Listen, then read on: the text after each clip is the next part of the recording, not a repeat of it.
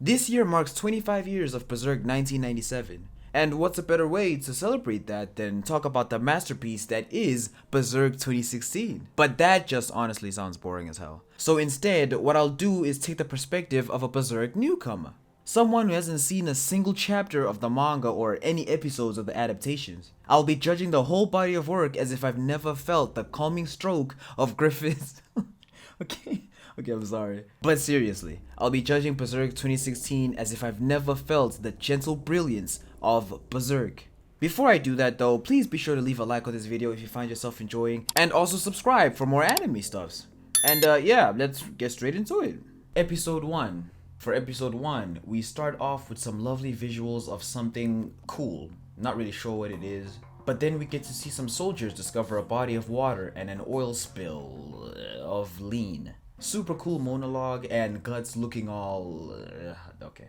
Now we're in a village where tough times aren't the only thing ahead. Okay, sorry, I'm getting ahead of myself. We cut to an absolutely rowdy bar where some mercenaries overwork a kid and play darts with knives and elves. They beat the shit out the kid for talking ill of them, and our protag, unfazed and unbothered, waltz in. You're standing in my way. What?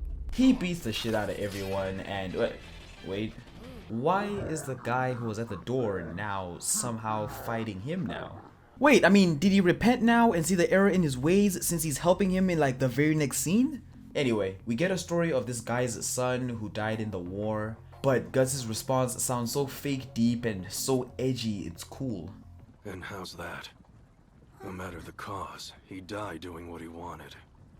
I'd call him a lucky man. Though once you're dead, none of that matters.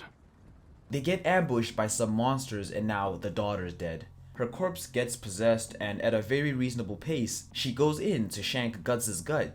And for a moment, as the viewer, we kinda get to see a somewhat lighter side of the Black Swordsman. Maybe he was misunderstood all this time. And hold on, why does a sword slash sound like a sound effect of a meme of someone getting hit with a pan? Also, the fuck is everybody waiting for? Even the skeletons are watching with intrigue in the scene. For a disinterested bystander, this is what the whole scene of Guts looks like. Huh? What the hell? Armor tits. And to cap the episode off, this is a brief and accurate definition of Guts. I'm a menace.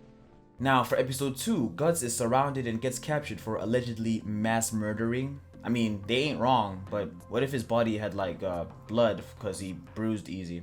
They take him in and Farnese, I'm not sure if it's Farnese or Farnese, we'll just call her Farnese, gets a one-on-one with him, just to basically ask him about the Lord and Savior Jesus Christ. But through our faith, God is always with us. She slashes Guts a bit and they take him away. But now, what the fuck just happened to the slash marks? They take him and put him in a cage, but obviously he escapes and tries to get back his loot. Not sure how he's running in stealth with all that muscle, and ain't he like 6'8"? We get to our tent with our stuff and ooh. Okay, Farnese, I didn't know you was kinky like that. But yeah, right, my loot. Then he makes a run for it. But Serpico, Farnese's right-hand man, is hot on their trail with menacing eyes. Then we somehow see the best scene in the whole episode. A still frame of some spirits. Yeah. Episode 3, Guts is still on the run and now the spirits are out to get him.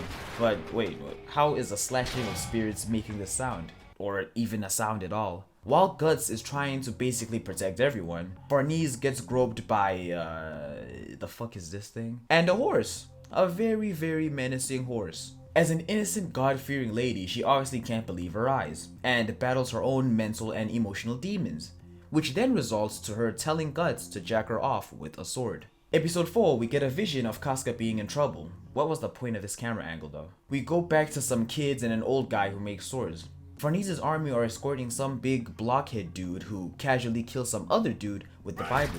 Quick side note, it looked even better in the manga, but yeah, back to the POV of someone who's never seen any of this.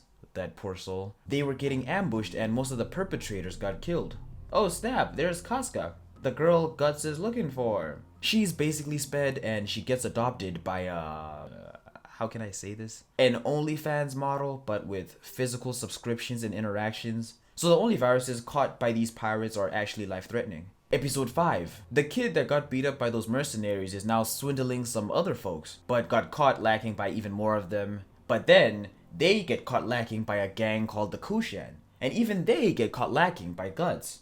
And now the kid follows Guts. A pregnant lady pleads to the Bible killer, his name is Mosgus, to go save her almost dead baby. And he does. But now she was caught stealing and gets sacrificed because A sin is still a sin!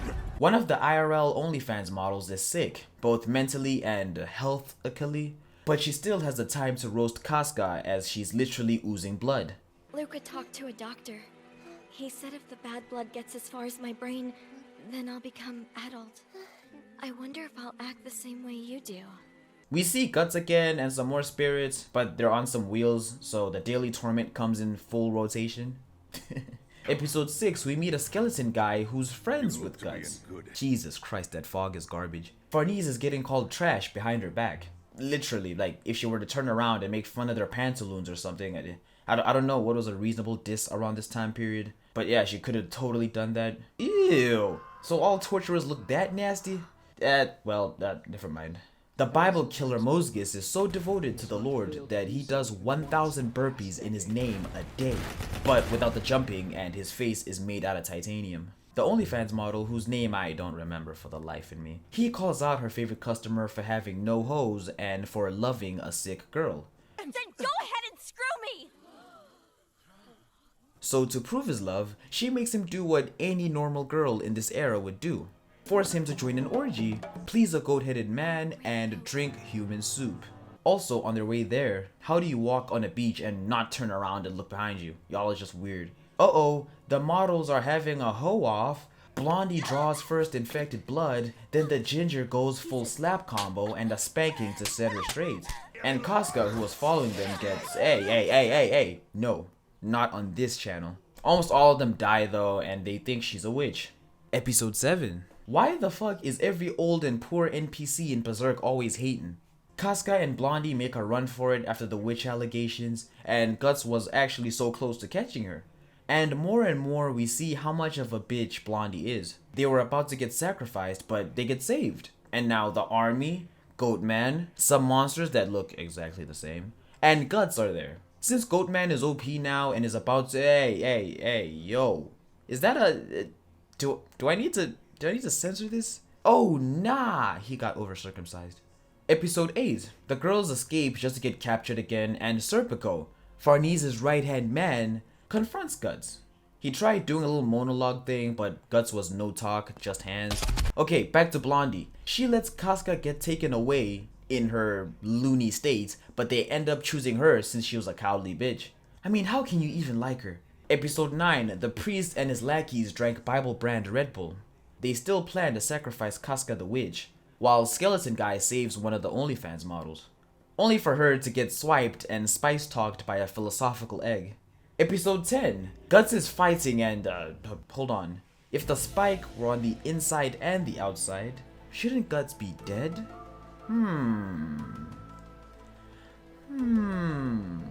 He kills all the lackeys after the most uninteresting fight sequences known to man, and demons took the walk and made it a mass murderer. But hey, Priest Mosgus, save us. But why do you have wings and breathe fire? God did. Damn, lucky. Episode 11, Guts drowns in the walk and tries saving Casca, and she gets saved. But now it's what I believe as a first-time viewer of Berserk to be the final boss fight. Through the actual grace of God, like literally, we see Mosgus' prime, and Guts goes into an intense battle. And for Guts to find a proper opening to beat Mosgus, we see Mosgusy? He puts a bomb in it, then woo! Let's go! Wait, what? I can't see. His Guts are spilling on the screen, like, damn, like move the camera or something. Episode 12, the final episode. Everybody is safe and they all survived, woohoo!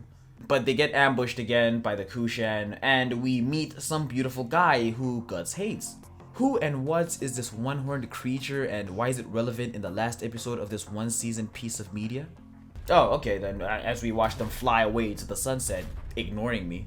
Blondie gets a happy ending according to this, but I hope she dies of natural causes less than 2 days later. Piece of garbage, fucker. And now our hunt for beautiful Guy Griffith begins. I think. And that's it. And I totally didn't leave anything important out. Now, as someone who has just watched and finished Berserk 2016 and has not seen or heard of anything Berserk related, what would my final thoughts be? The mix of CGI and 2D in some scenes is so weird. Stop shaking the screen, is this a FIFA trailer? Why are most of these scenes slideshows? Bruh, I mean, look at that. I didn't even crop that. Is this an amusement park ride? Why? What's happening? Kills somebody? No emotion. Does something cool? No emotion. Why disrespect the manga like this? Or so I've heard. And Guts is a dickhead. An absolute garbage person. Because the anime didn't really give me a reason to like him. He just kills, then... And that's about it. If you did find yourself enjoying, please be sure to leave a like once again, subscribe for more. And this is a full-fledged series now, judging something off their one bad thing kind of thing. And yeah, also watch this right here. Yeah. And yeah.